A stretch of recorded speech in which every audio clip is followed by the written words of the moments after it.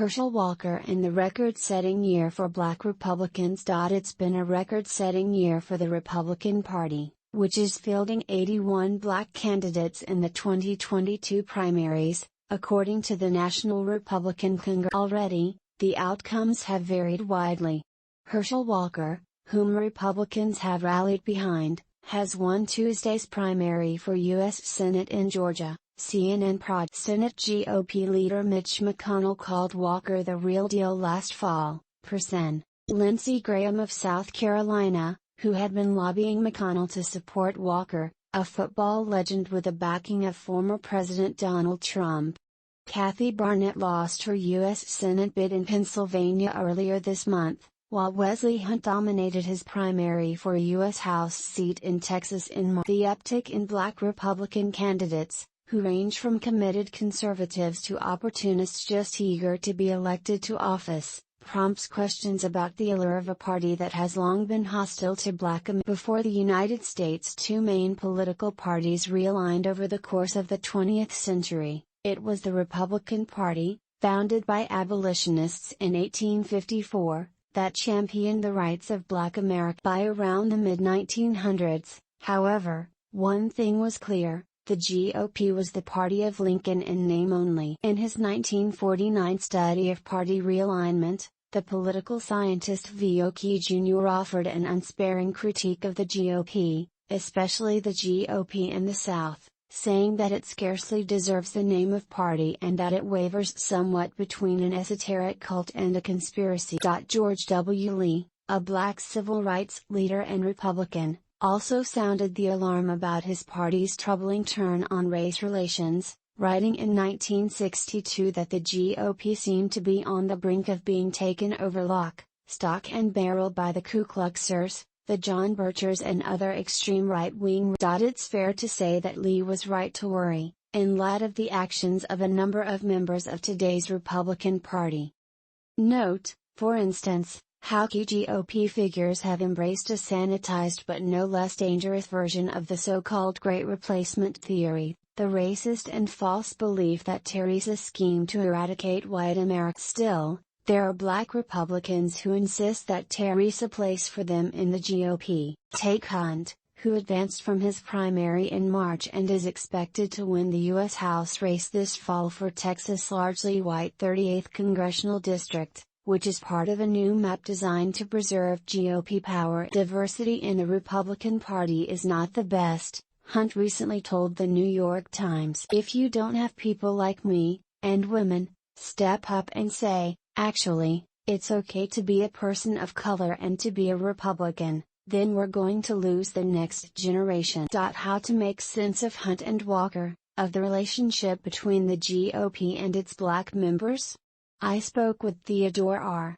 Johnson, who's the director of the Fellows Program at the Brennan Center for Justice and whose work interrogates the role that race plays in electoral politics. Our conversation has been lightly edited for length and clarity. The Democratic Party might take Black Americans for granted outside election years, but the GOP is actively hostile to Black Americans. What, then, is the appeal of the GOP? The party of arch segregationist Strom Thurmond, to Black candidates, according to your research. I think that a smaller percentage of the current crop of Black congressional candidates running under the Republican Party, some of them are just Republicans.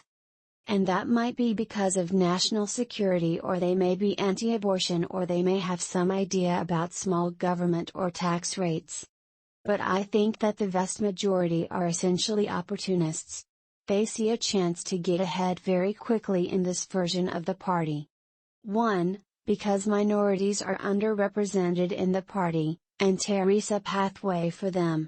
And 2. Because this version of the party doesn't really require you to hold conservative principles in order to have an opportunity to win elections. As long as you're willing to show some partisan loyalty, and, right now, that means stuff around election fraud and MAGA, then Teresa quicker pathway to elected office than there'd be if these folks were either principled conservatives with no name recognition or trying to reach off. That line is much longer and the competition much stiffer.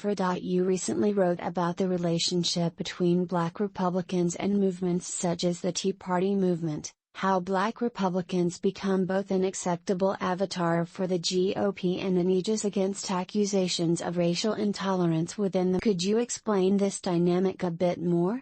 Every time a wave of Black Republicans has entered Congress in the nation's history, it's been when the Republican Party has been captured by a movement. For instance, the first movement was Lincoln and the abolition of slavery and the Civil War. Another movement was the Tea Party movement, when you got people including Allen West and Will Hurd and Mia Love and Tim Scott. In the piece, I argue that the Tea Party movement allowed Black Republicans to make themselves attractive to a predominantly white base, a significant part of which holds high levels of racial resentment. The base was willing to mute its racial resentment to choose the candidate it thought was committed to the movement. What political scientists and sociologists have found is that the characteristics that would typically make a candidate unattractive to a particular base can be muted when that candidate shows a commitment to the movement that has captured the party. So, if you're Tim Scott or one of the new Black Republicans in Congress and show that you're more committed to MAGA than your primary opponents are, then whatever negatives your race may have gotten you in the Republican primary are basically nullified by your commitment to the movement, whether it's the Tea Party movement or MAGA. This time around, I think that we might get 6 Black Republicans in Congress. But not because the party is doing a better job with Black voters. It's still doing terribly. The party is getting more Black candidates because it's easier for those candidates to show their Republicanness when Teresa movement afoot than when it's just about tax rates or national. I want to ask my next question carefully. In some ways, it seems like Black Republicans might help the GOP shift more to the right, by giving cover to some of the movements that have captured it. What do you make of that sentiment? Absolutely. When the Tea Party came on the scene, its proponents were saying, this has nothing to do with Barack Obama's race. This is all about the size of the national debt. But when social scientists started digging into it, they found that those folks held higher levels of racial resentment and that it wasn't an accident that the movement came about at the same time that the birtherism stuff. And then, of course, MAGA comes on the scene, with Donald Trump talking about Mexican rapists and Baltimore being rat-infested. So, no matter what proponents say the movement is about, Teresa heavy racial dimension with the language. When you have minority candidates and people are saying that your movement is racist, you point to Winsome Sears and say, we just elected a Black lieutenant governor in Virginia. You point to Tim Scott and say, this guy is handily winning re-election in South Carolina. You point to Burgess Owens in Utah and Byron Donalds in Florida and say, how can a party be racist when it's increasing the number of racial and ethnic minority representatives at the state and federal? But what all the research suggests is that these are considered exceptional minorities. And so people can hold racist views of a group and still support members of that group for office because the members they support are unlike the group they don't like. These are the exceptions. So, yes, there is a kind of masking element to supporting racial and ethnic minority candidates when the movement that helped those candidates reach power has a deep connection to high levels of racial. Why do so many of today's Black Republicans appear to be different from yesterday's Black Republicans, from someone such as former Sen. Edward Brooke of Massachusetts, who seem to want to fit Black needs into the party rather than just broadcast the party's position? I think that it's because the Republicans of today don't resemble the ones of 4 or 5 decades ago. If you're a Black Republican and Ronald Reagan is your hero, Terry's probably not a lot of room for you in this version of the party. And so the Black Republicans are just Republicans. As the party's persona changes, the candidates who are able to rise in a changed party also begin to change. What we've seen since the election of Barack Obama is that those Black conservatives who might voted Republican in, say, the 1980s and 90s, maybe even in the early 2000s, they've left the party or sit out election. And some of them never went back to the party because the party then had Trump. That's a different party. In short, Black Republicans are leaving, and the ones left behind are the ones who most reflect the current version of the party. And there aren't lots of Black MAGA folks out there, even though there are tons of Black conservatives. I think that that's the major explanation.